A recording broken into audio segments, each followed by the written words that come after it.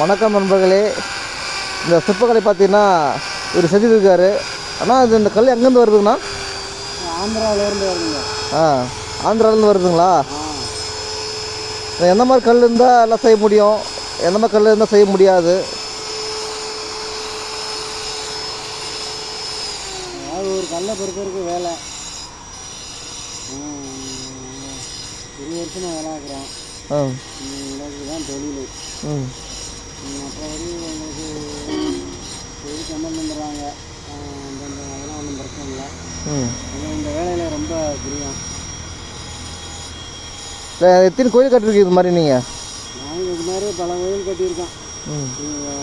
பெங்களூர், ஆந்திரா, கேரளா எல்லா ஊருக்கும் போய் வேலை பார்த்துருக்கோம். இல்லைண்ணா, அந்த கல் இருக்குதுங்களா, எல்லாமே கல் தான். இந்த கல் மட்டும் எப்படி செய்கிறீங்க? அந்த கல் உடையாதா? கல்லில் மாவு கல், இந்த ஸ்ட்ராங்கான கல் எல்லாம் இருக்குது. ஸ்ட்ராங்கான உள்ள கல்லையெல்லாம் இது பண்ண முடியும். இந்த வர்க்குமே போட முடியும். இல்லை, இங்கே கூட பாறையில் இங்கே மலையில் கல் இருக்குது. அந்த மாதிரி பூமியிலேருந்து நம்ம கல் கிணறு நோண்டும் போது கல் வருது. அந்த கல் எடுத்து செய்ய முடியுமா? அது செய்ய முடியாது. கிரேனைட்டுக்குன்னு தனியாக ஒரு கல் இருக்குது. கோயில் வேலை செய்கிறதுக்குன்னு தனியாக கல் இருக்குது. அதெல்லாம் பண்ண முடியும். அது எவ்வளோ குவாலிட்டியில் கிடைக்குன்னா, எவ்வளோ ரேட் இருந்து கிடைக்கும்? இல்லை ரேட்டு வாங்குறீங்களா, இல்லை டன் கணக்கா? ரேட்டு கொடுத்து தான் வாங்குகிறேன். இது இந்த கல் கொஞ்சம் ரேட்டு வச்சுட்டேன்.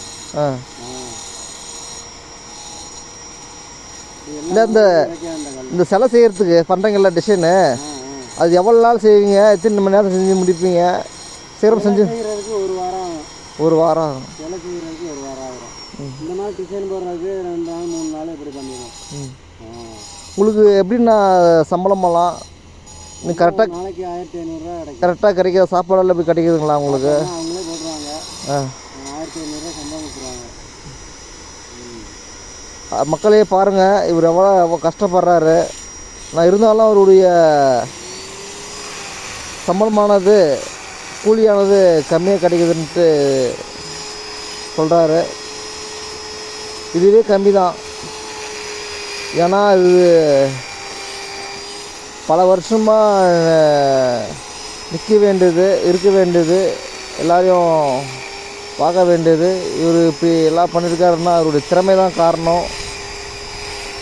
ஒவ்வொரு நுணுக்கமும் கரெக்டாக செஞ்சால் தான் அது கரெக்டாக அமையும்.